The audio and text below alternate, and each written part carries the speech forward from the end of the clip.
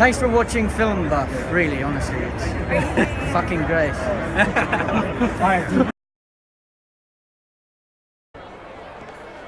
Oh.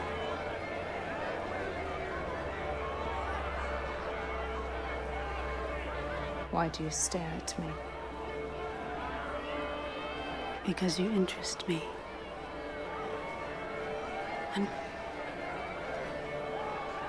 And you attract me.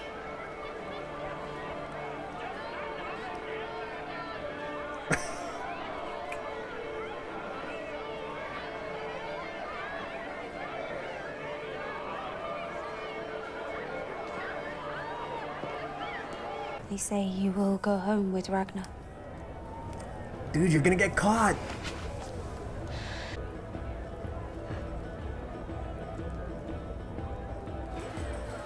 Oh shit, Flock is gonna tell Aethelwolf.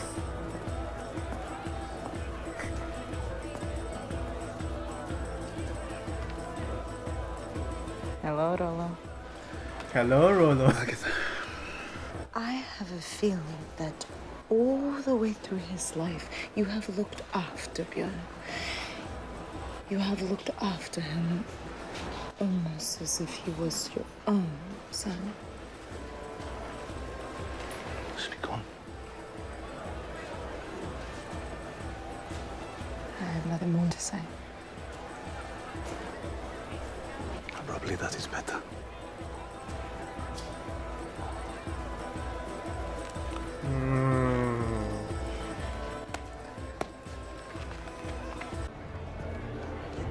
No.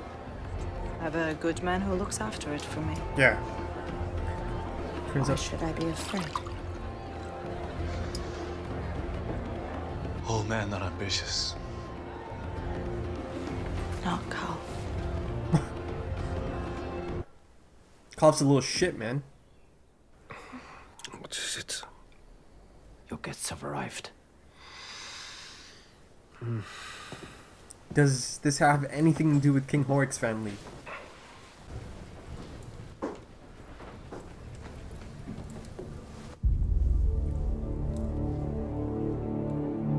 Erlenda, son of Horik.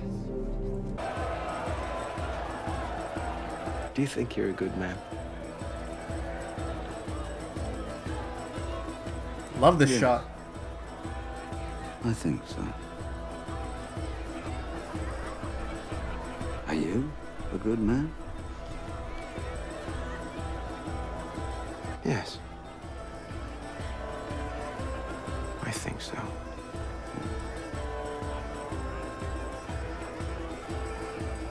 Are you corrupt? Oh, yes. Are you? Mm-hmm.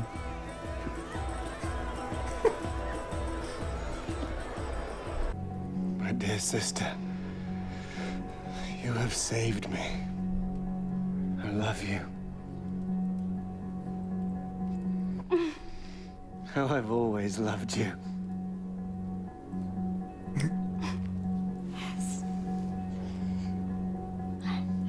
Salutations, my love. Something's about to go down.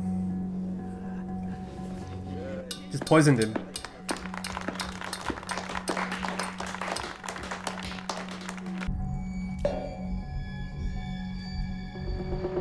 Right in front of everyone, man.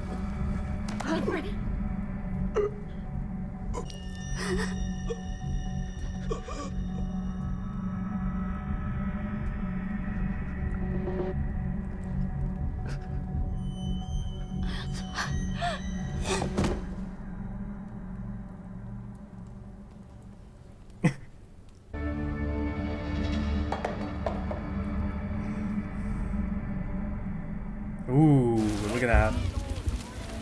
Kattegat. And your friend Siggy, she's also very happy. She's with her husband, sons, daughter in Valhalla. If you don't believe me, you could ask this here.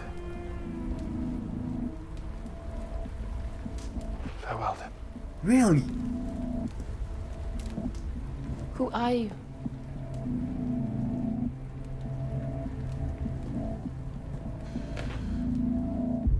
the Wanderer.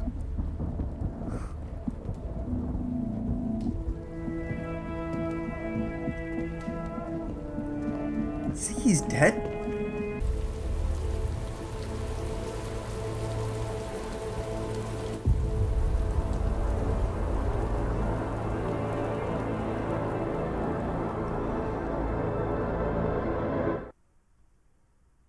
Yo. All right, man.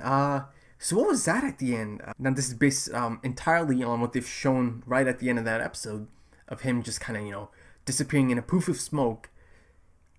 Seems like he was a supernatural being of some sort. They were kind of flirting with the idea of him potentially being a god. He's definitely not a normal person, that's for sure. He's not a normal human being. That's how they've established it at the end there, him just kind of disappearing in that smoke. And, super dramatic slow motion, shot of Helga just like absolutely shocked at what she's looking at. So, yeah, man, this guy, I hope he comes back. I really do hope to see him again, because he was a, really, really intriguing, interesting character, man. But a lot of strange things happen, since he kind of showed up.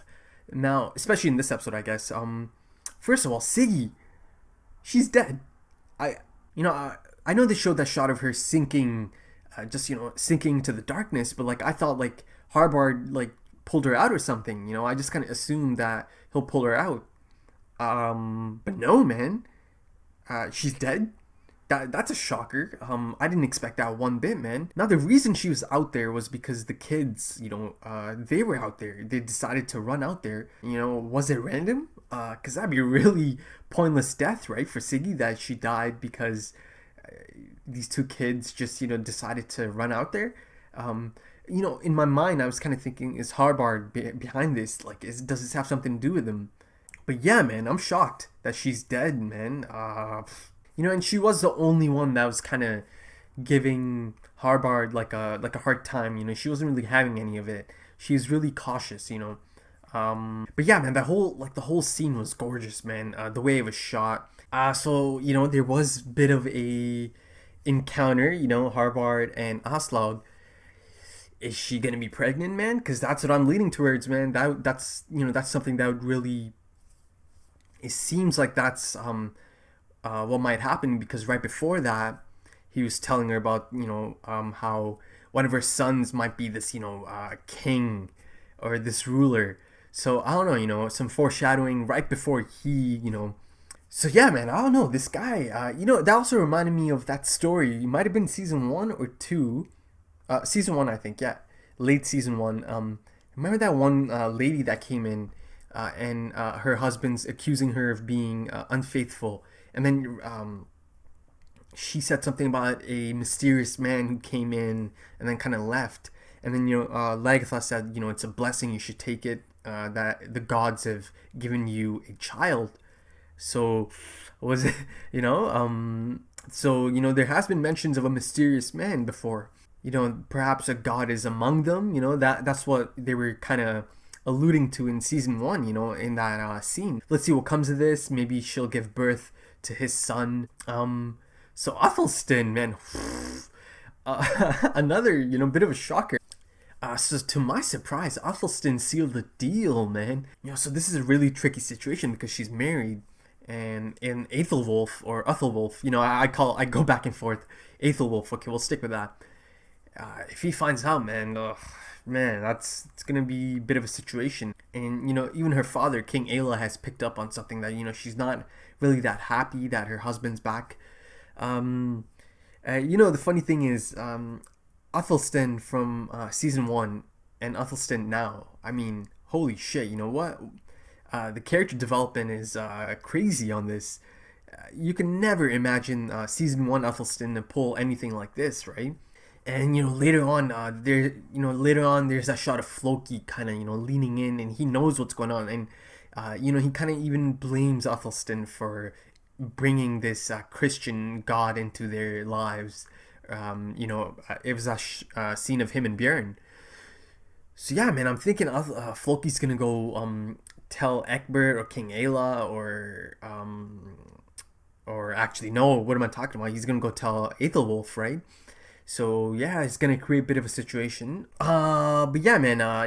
Floki. There's a lot of scenes of Floki and Rollo in this, and then Floki's basically, he's stubborn, man. He's by the book. He's only about his gods, and he doesn't like what's going on here. And Rollo brings this up. And Ragnar said something about Odin. He's like, did he put limits on his curiosity?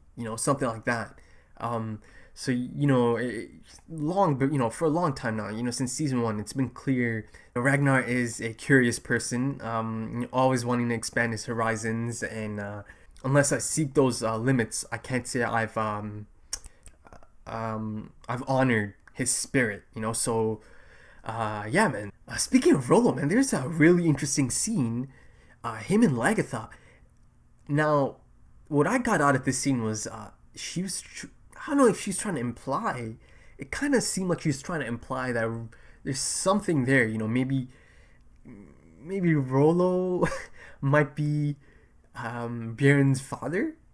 That's what I got out of that scene. I could be reading that totally wrong, but yeah, man, that's really interesting. But this is a new Rollo, and he proved it once again by it's better if you just leave it at that. So he didn't really try to dig too much further into it. So I thought that was interesting, man. And Princess Kay, she listened to Ragnar about her brother, slowing her down, and he's just like a puppet. It didn't seem like she was ever gonna share the throne or the position with her brother. So yeah, she's a queen now of Mercia. And it's pretty clear that both Lagertha and Ragnar, they kind of see through Egbert. He's not really deceiving them, Lagertha straight up just tells him. And even Ragnar knows. But man, one of my favorite shots or the scenes from this episode was the scene of Egbert and Ragnar just kind of sitting on this little bench side by side, kind of squished together.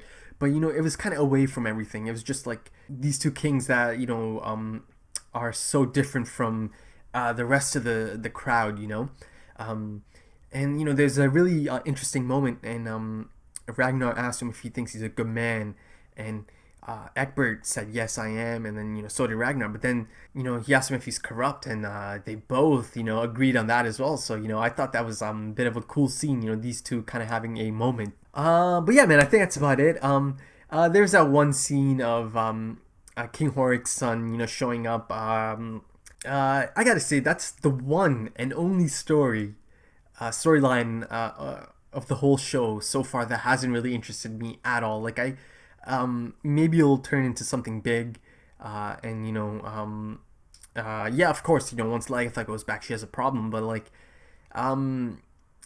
yeah, to me so far it's like, come on, let me take me back to the other people, the other characters. Like, I just don't care enough about any of those characters. Alright guys, so if you enjoyed it, please smash that thumbs up, leave your comments, let me know what you guys thought. But yeah, man, thanks for joining me. Take it easy.